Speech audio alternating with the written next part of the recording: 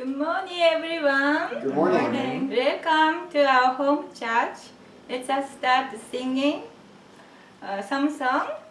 Page number 7, Song of the Spring Breeze. Number 7, Song of the Spring Breeze. Father said that he sang this to God during his imprisonment in North Korea, in a North Korean slave labor camp, and tried to comfort God's heart with this song. Beautiful song. Snow and cold wind of the bitter dark night, lift off the weight of your cold ruthless hand. Spring breeze will chase you and bring flowering fragrances, breathing new life to the suffocated hills. Though you most ruthless of winter winds blow, doomed in a moment you too shall be calm. Spring breeze will chase you and bring flowery fragrances, breathing new life to the suffocated hills. Butterfly awake and you meadowlark of spring, our land has suffered this nightmare too long. Spring breeze will chase you and bring flowery fragrances, breathing new life to the suffocated hills. Snow and cold wind of the bitter dark night, lift off the weight of your cold ruthless hand. Spring breeze will chase you and bring flowery fragrances, breathing new life to the suffocated hills. Though you most ruthless of winter winds blow, doomed in a moment you too shall be calm. Spring breeze will chase you and bring flowery fragrances, breathing new life to the suffocated hills. Butterfly awake and you meadowlark of spring, our land has suffered this nightmare too long. Spring breeze will chase you and bring flowery fragrances, breathing new life to the suffocated hills. Breathing new life to the suffocated hills. Thank you. Let us stand up, greet the Heavenly Father, God, and true parents. Today is Sunday morning, 2018, November 25th. Let us bow to Heavenly Father and true parents. Hello. Join me in prayer. 살아계시는 하나님 아버지 참부모님 안녕하십니까? Most precious Heavenly Father and true parents, good morning. Here in the Goram, we have a better cold snow and now the raining, and we feel that the coldness can shaking up our heart to think more and feel your presence in our life.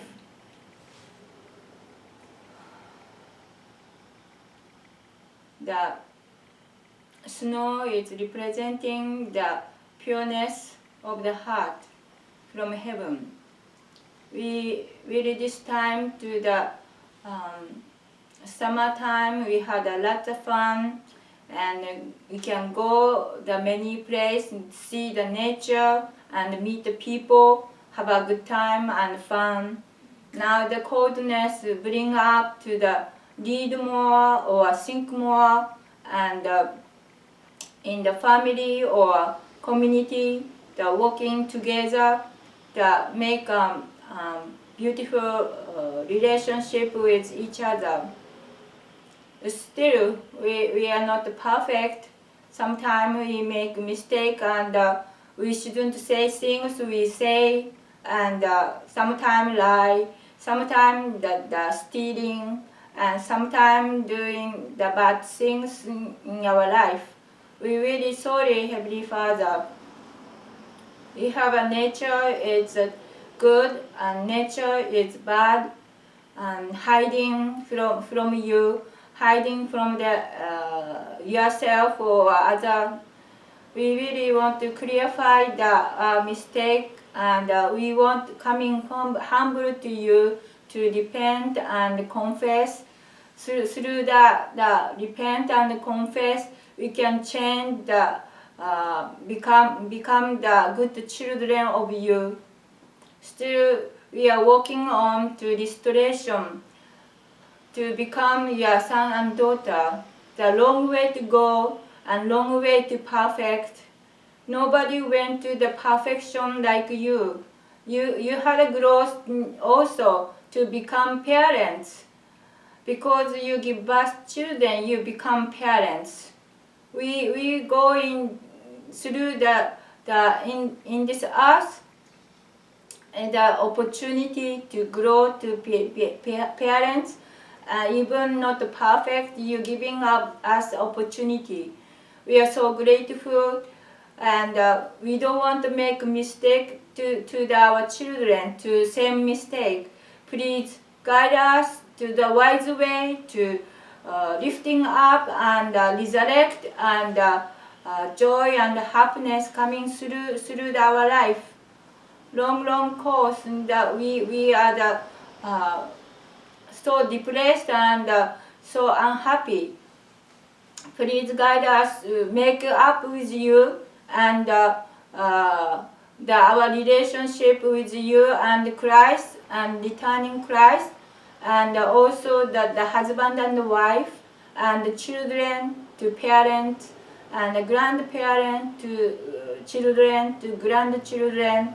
All relationship can come closer, centering you to repent and reconcile and make new relationship with goodness and loving relationship. Please guide us. Thank you very much. Your love and mercy can healing our past, and now the receiving your grace and love and truth can save us. Please guide us to make it life can go well, and change yourself and change the world step by step. Please bless this time. Thank you very much. We ask you, I report in the name of Raman and Tamik Montanaro. Bless Central Family, urge you. Amen. Amen. Thank you. Please sit it, and please welcome our Pastor Montanaro.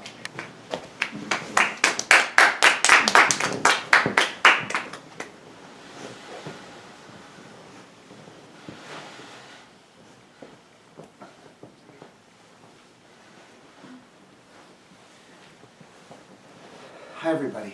Hello. So in keeping with my determination to try to go a little bit quicker, because I know that most people at home have schedules and they don't want to click on something that lasts longer than half an hour, it's very difficult to share deep truths about something that is new in a short time.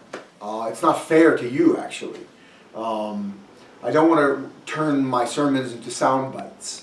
You know, like the modern media basically lives on the soundbite, right? Tweets are 140 something characters long. You know, the idea that you have to summarize all your thoughts into just a tweet. You know, it has reduced our society to very shallow kind of impressions or shallow, one-liners, rather than looking for deeper truth that really needs to be explained or thought about or reflected on, So this is a problem we have in society, and I don't want to give into that, but at the same time I want to make it possible for more people to see our sermons and to be willing to listen to the whole sermon. So I will try to shorten, and then hopefully over the course of many weeks, and also we have more than 100 sermons already online, you can go back and you can look at other sermons if you want to have more content or more time with us, because I really would like to spend time with you at home. A lot I want to share today. My wife was talking about God growing because God became a parent, and that's true actually. Before we were born, God didn't have children. Think about that. And as any parent knows, when you become a parent, you experience new things as a parent that you can't experience until you become a parent.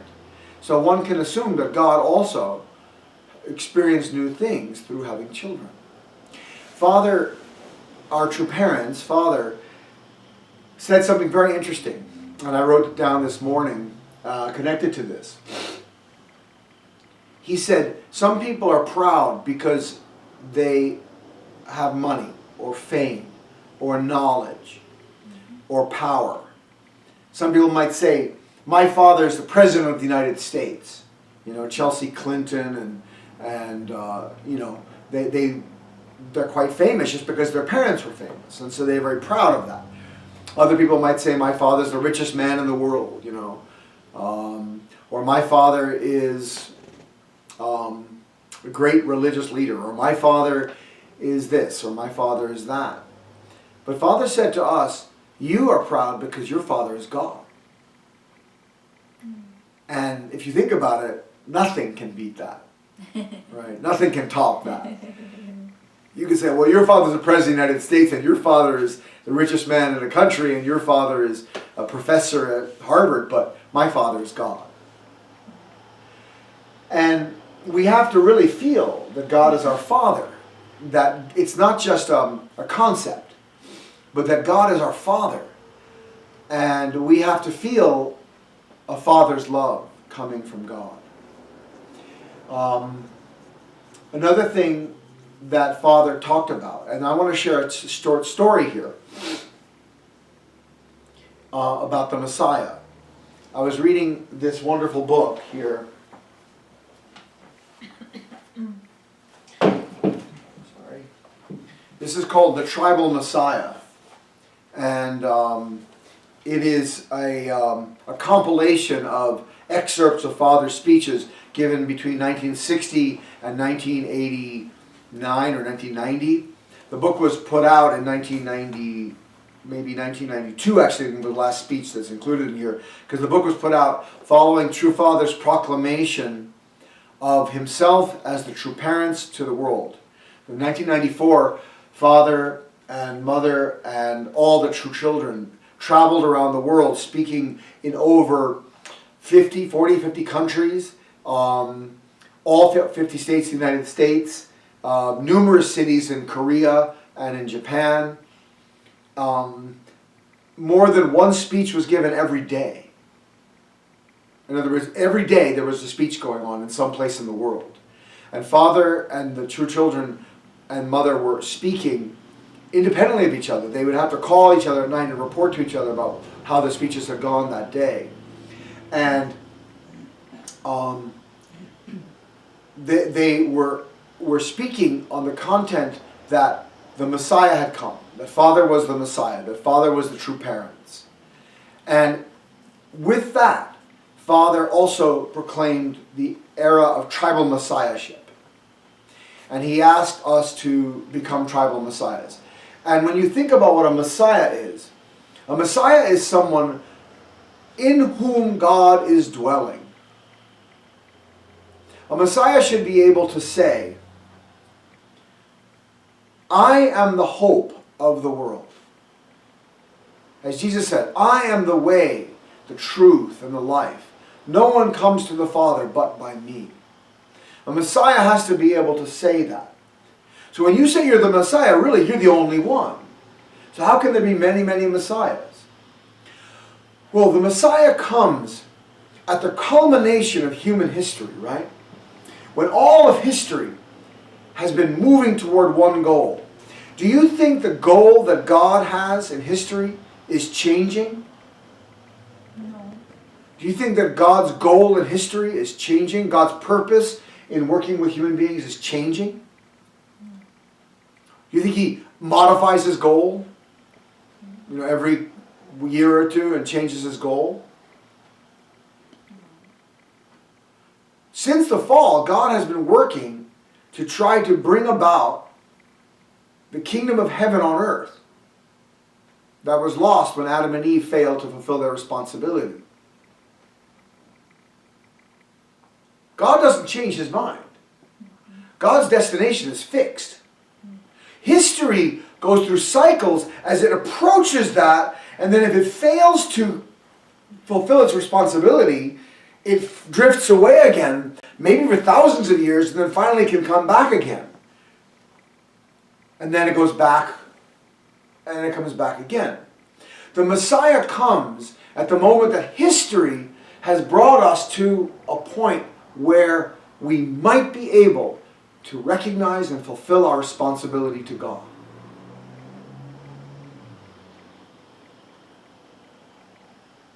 So, the Messiah comes as a leader.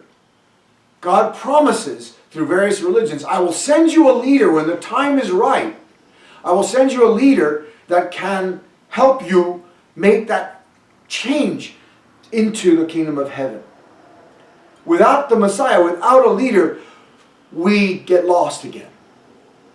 Our fallen nature, our sin, catch up with us and pull us down again. Satan is very good at tricking us and pulling us away from God. This time in history, like 2,000 years ago when Jesus came, is the time, the last days, the time when the Messiah can come. And Reverend Moon, Father, is the Messiah. He came as the Messiah. But he knows that a good leader is not trying to keep himself at the top. I'm unique, and you can't even come close to me. There's no hope for you to ever even approach my standard. Does any good leader speak like that? A good leader says, I'm going to lead you to be better than me. You've got to be better than me. I think of the movie Miracle. Who's seen the movie Miracle? With Kurt Russell, right? Great acting job he does in that. He plays the northern Midwestern coach chosen by the Olympic Committee to lead the American hockey team, the United States hockey team, into the 1980 Winter Olympics. And the Soviet Union has never lost. They are unbeatable. They are all professional hockey players. Because in the Soviet Union, they're not caring about following laws like the Olympic Committee. They call these people amateurs. They're all in the military, but actually what they do is play hockey literally all day long. That's all they do. And they're actually professional hockey players in their 30s and 40s, some of them, Well, their 20s and 30s probably, But they're professionals. Whereas the American team is made out of college students. They're truly amateurs. There's no professionals on the team. Now they've changed the rules so that actually professional players can actually join into the national team legally, according to Olympic rules. But in those days you weren't supposed to, but the Soviet Union did. So they were an unbeatable team. And Kurt Russell develops a team and he leads his team. But he's amazing. It's an amazing movie. The coach trains his players so hard that they're almost vomiting. They're actually vomiting on the ice. They're so sick. They're trained to the point where their bodies are just like giving out. And he says, you may not be the best team out there, but you're going to be the best in the best shape. You're going to be in the best condition. I will not see you get tired. You're going to be running to the end of the game. And he's like beating up his team, you know. And he chose his team not because they were the best players. He actually looked over some of the players who were the most outstanding, best players in the American college hockey scene. He didn't want them. He said, I'm not looking for the best players, I'm looking for the right players. Mm-hmm. And he beats them up and he trains them until they really give up their like local identity. I'm a UMass player, I'm a Boston player, whatever. And he says, I'm a United States player, and they buy into his dream and his vision. I am sure, because he also was a hockey player, and he also went to the Olympic Games, but he wasn't allowed to play or something. He wasn't in. But I'm sure he trained them to be better than he was. He wasn't thinking, I want them to always be a little bit less than me because otherwise I can't live with my own ego. The Messiah is the same. The Messiah is coming to beat Satan, to win the heart of humanity for God, and to raise us up to become God's true sons and daughters. He's not interested in an ego trip. Jesus himself said the same thing, in case you're wondering. He said, greater things than these will you do. Greater things that I have done will you do. He was not interested in being, the best of the best of the best. He was interested in saving mankind. And this is what Father talks about when he talks about being the Messiah. Let me take a look at some of the things I wrote down, and I want to read you some of Father's words.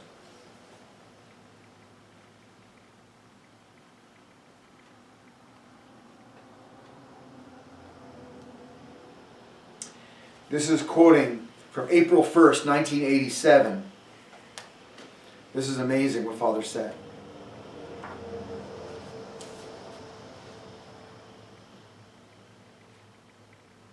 Such a man is the Messiah. The Messiah never dreams of thinking, I will live happily in the kingdom of heaven alone. He has to send all mankind to the kingdom of heaven. And when people in the kingdom of heaven look for him, saying, where's the Messiah? Come on in. Come on in. Only then can he enter it. If only an individual tribe asks him to come in, he cannot enter. Only when all mankind asks him to enter, and he looks back to make sure that nobody behind him needs his help, then finally he can agree to enter the kingdom of heaven. Such a man is the Messiah, and this is the ideology of the Messiah. And this is the Messiah speaking. Jesus and Father both felt this burning need to save every single person, even in the spirit world, to not rest until every person was in the kingdom of heaven. If Satan has one person, even one person to torment in hell, Father cannot rest. Jesus will not rest. That is the ideology of the Messiah. That's impressive. And then he says, God does not feel comfortable to see hell. So the Messiah is to liberate God from seeing hell and to create the kingdom of heaven on earth and in heaven. Do you think that God planned hell when he created the universe? Could God in good conscience create his children knowing that some of their descendants are going to go to hell? Could he look them, Adam and Eve, in the face and say, well, some of your grandchildren are going to end up in eternal damnation, but don't worry, some of them are going to be okay. What kind of God is that? God did not create hell. He cannot create a place like hell. We created hell by turning away from God and by uniting with Satan and becoming evil ourselves. We had to go to a place that would match our spiritual level when we died. We created hell, and Satan had created hell. God didn't create hell. So Father says, God does not feel comfortable to see hell. So the Messiah is to liberate God from seeing hell and to create the kingdom of heaven on earth and in heaven. Only when God can finally see that the work of salvation is completely finished will the Messiah be willing to go to the kingdom of heaven? These are very serious sentences and the most precious words of all. And you may not understand why these are serious and precious, but let me read them again and we'll talk about that. And that'll be what I finish with today.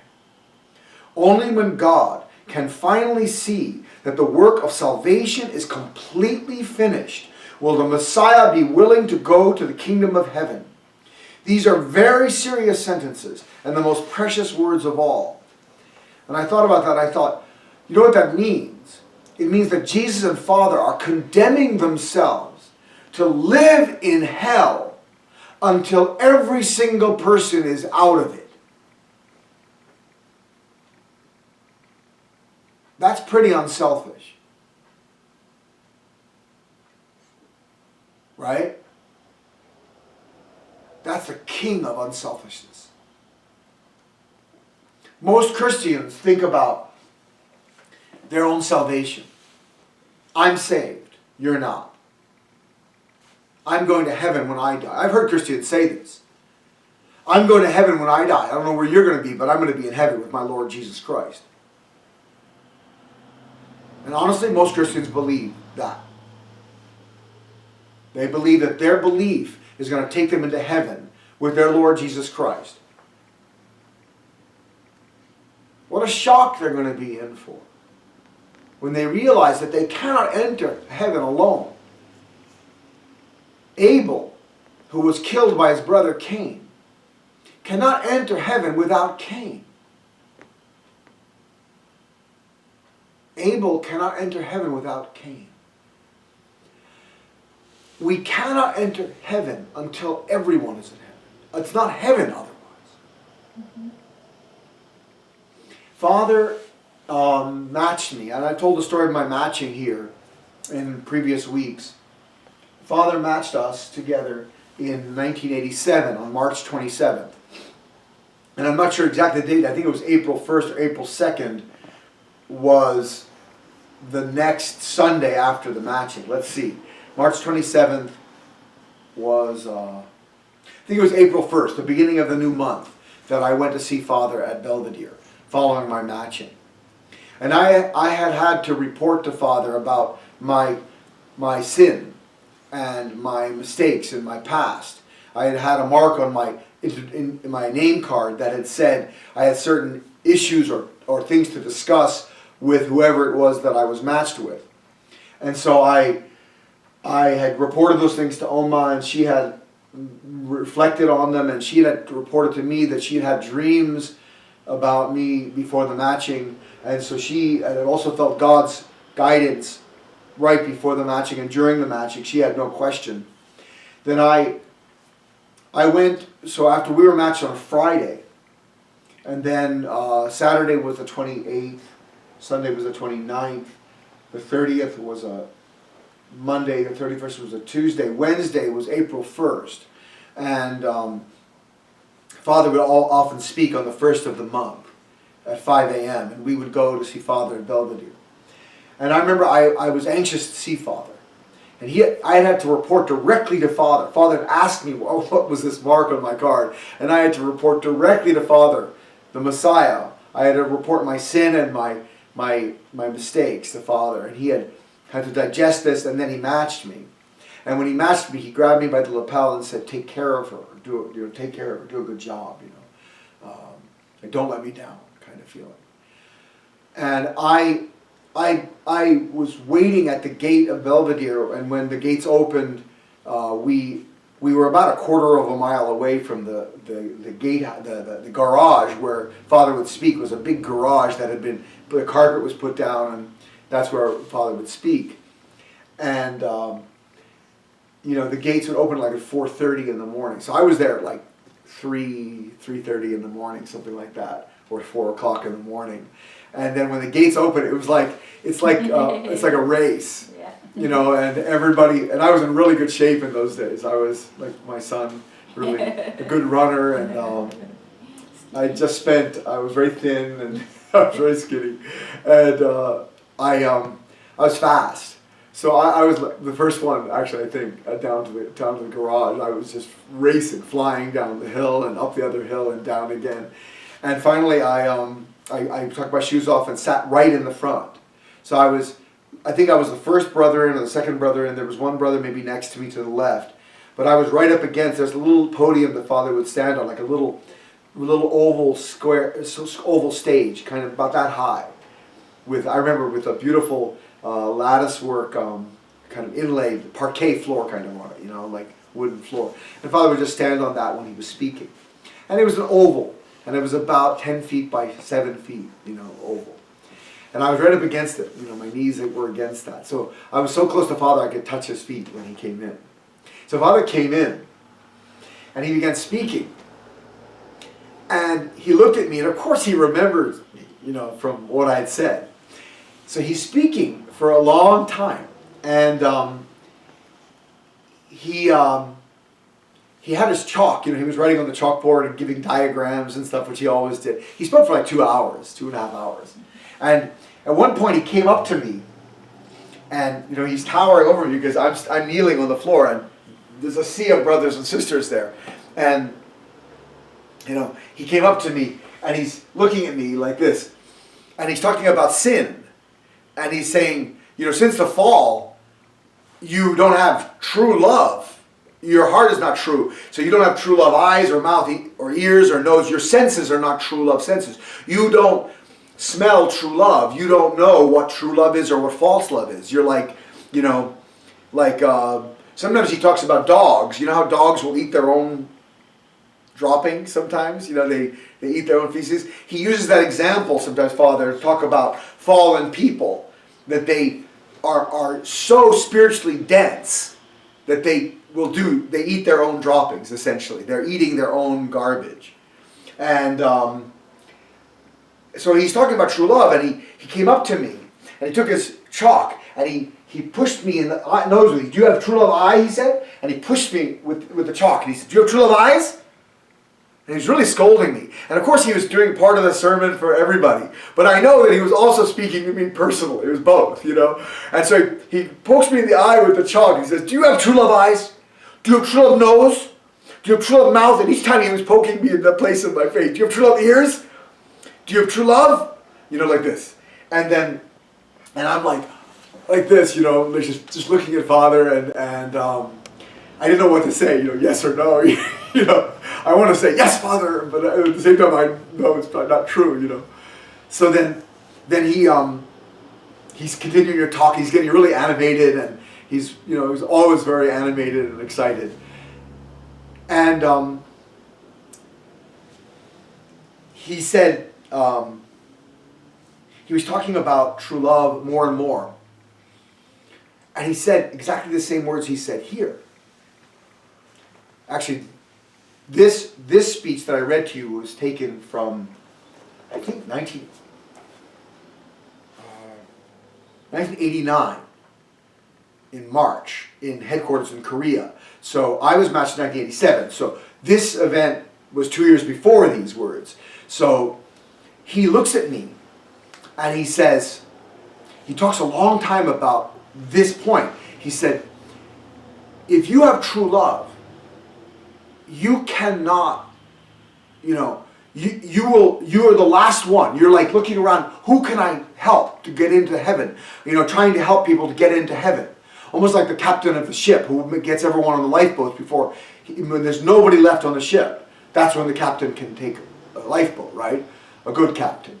And there's always these captains that are cowards that don't do that, they get court-martialed sometimes, or they get, it's like almost criminal not to do that. The Messiah is like the captain of a ship, a sinking ship. And he's going to get everybody saved before he will allow himself to be saved. And he was talking about this. And it was very moving, actually. And he was talking about, he said, but if you have true love, he said, and he came up to me, he said, when you have true love, he said, and he took his hand like this, he said,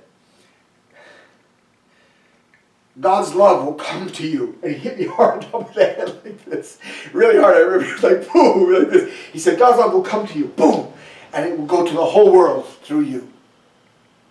So when you have true love, in other words, God's love will hit you, but then it will go out to mankind through you.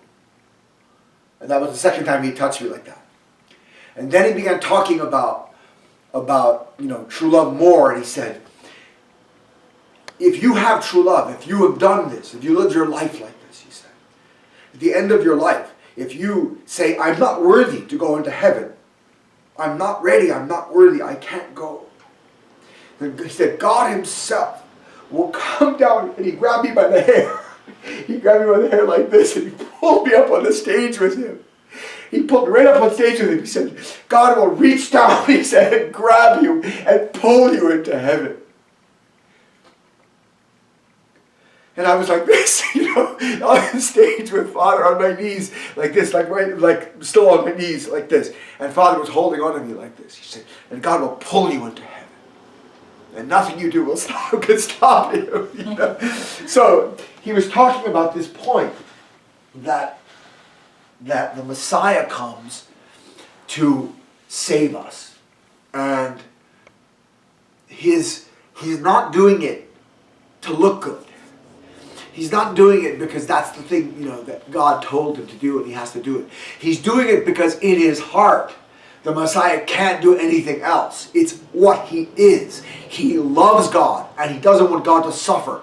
And he knows that God will suffer as long as there's even one person in hell. And so he has to live for the sake of others. That's what the Messiah's nature is.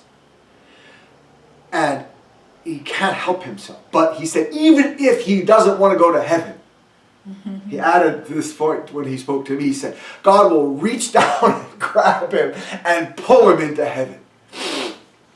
You won't be able to escape from God. Even if he's hiding. I think he said, even if you're hiding somewhere, trying to hide from God, God will find you and grab you and pull you into heaven.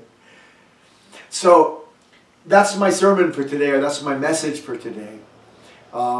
I love the fact that I discovered that what we're doing here, it's not a sermon really. I don't want to call it a sermon. I don't want to say it's Sunday service because service implies servants. It comes from the Christian idea that we're servants of God. So you have service to God. You serve God, right? But I don't believe that we're servants of God. We're God's children. And children, while they should attend their parents with a heart of service, and there's nothing wrong with serving your parents, that's not the fundamental nature of the parent-child relationship. It's not a master-servant relationship. It's a parent-child relationship. And it's based on love and attendance. Now the word attendance in Korean is moshida. And moshida, moshime sengwal, is the lifestyle of attendance Father talked about, living with God like that. And there's no real translation of moshida into English. To attend as in with the gesture like this, maybe you can get an idea of what it means. Like you attend somebody, you attend to their needs. You serve and care and love and attend to somebody. That's what a moshida means. Kind of a combination of all those words together. And so I've begun calling this the Montanaro Blessed Family Sanctuary and Culture Center welcomes you to our weekly attendance to God and His Word. So when I thought about that this morning, that we're attending God and His Word, all the pressure here is gone. Because it's not about me, and it's not about what I say or what I think of or what words I have. And this is something I want to share with my brothers and sisters who are doing home church themselves or tribal messiahship themselves. It's not about you. It's not about me. It's not about what we can come up with or some clever words or something like that. It's about attending God and attending His Word. So there's no pressure on us. We just have to be as honest and as truthful as we can be, as loving as we can be, and try our best to attend God and His Word. We're never enough. We're never going to be as great as God. But that's not the point. And if we attend God properly, beautiful words will flow from us. And we will bring inspiration to many people. And that's because we're living the right way. And coming back to Father's thing, that the Messiah, well, how can we all be Messiahs? I asked that question in the beginning, right? How can we all be Messiahs? Well, like we talked about Kurt Russell's role in Miracle, we can all be Messiahs because we can all serve and love and attend our Heavenly Parent, our God, our Father.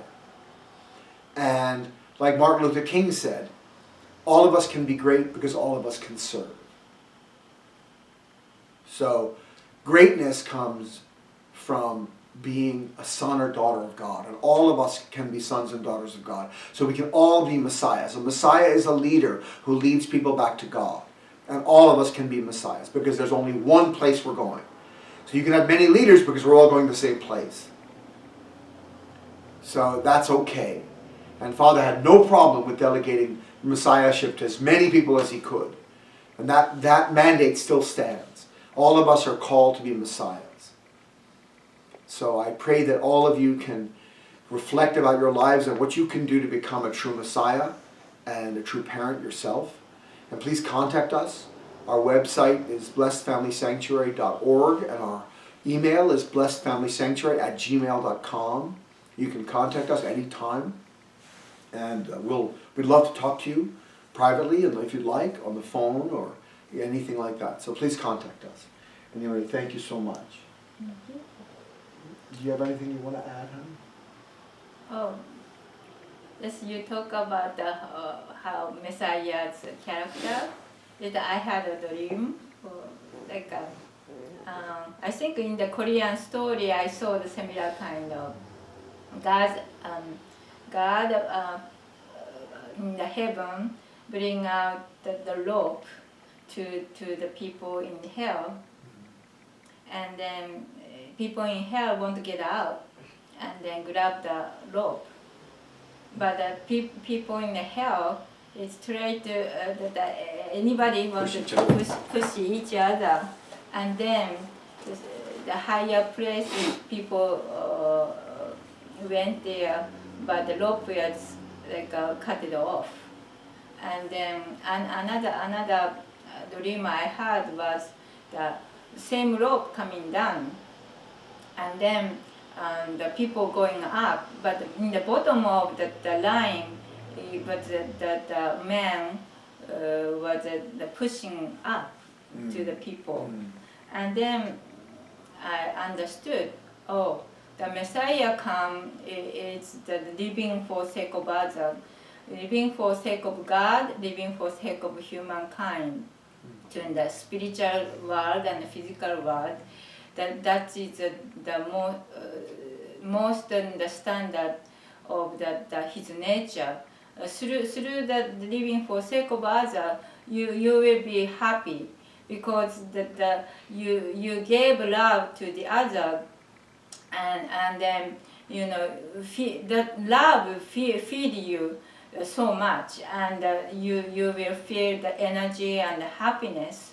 That is true, If you become the taking from others and then become rich or famous, your heart will shrink. Like a Grinch, it was the small heart, but give way, and then he changed, and then become heart is grown. Like the same kind of matter or some kind of a teaching. In the story, we always a motto or like the moral of the story. Moral story was telling us to be the unselfish. Through unselfish, the Messiah is the most unselfish person to the loving God, loving people, loving neighbor, and then because of love, even subject object, it doesn't matter. If you have love, you can make unity and harmony.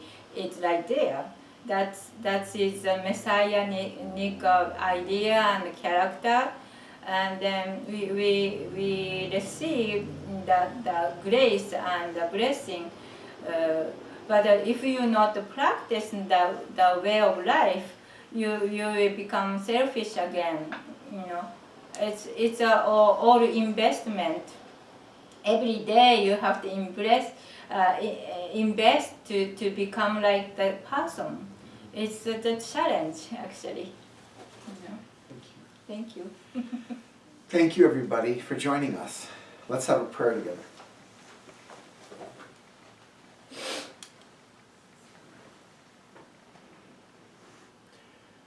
Dear Heavenly Father, we want to thank you. You've been living for the sake of others since the beginning of time, Father. And you've been investing yourself in your children and in the creation and trying to create the kingdom of heaven. And until we cooperate with you, Father, the kingdom of heaven can't be built. And we know that you've sent your Son, Jesus, and now your Son, Reverend Moon, to carry on your work of salvation, showing fallen mankind, all of us who are so dull spiritually that we can't see our own way in the dark, Father, to guide us back to heaven. But we many times have misinterpreted and misunderstood and judged and been afraid of the people that you've sent because they challenge us and they make us uncomfortable. They try to push us out of our comfort zones, Father. And so many times those people have suffered as victims of history, Father. Jesus was crucified. Father was tortured and imprisoned many times. The saints and sages throughout history have suffered because fallen mankind doesn't understand or doesn't want to understand sometimes the heart that you have, which is so tragic and so sad, Father. I know that this is a different time now, though. Father brought great victory in his lifetime, and I know that nothing can turn back what Father did in his lifetime. And the tower that Father built of true love will shine forever, and mankind has no choice but to welcome this true love in their lives. So I pray that quickly your kingdom of heaven can come, Father, and that mankind can accept true parents as the Messiah and can follow Father's teaching and Father's way of life. I ask your blessing on this day. We offer everything in the name of Raman and Tamiko Montanaro, blessed central family. 축복 중심 가정, 라만과 타미코 몬타나리 이름으로 포고드립니다. 아주. 아멘. Amen. Thank you. Thank you, everyone.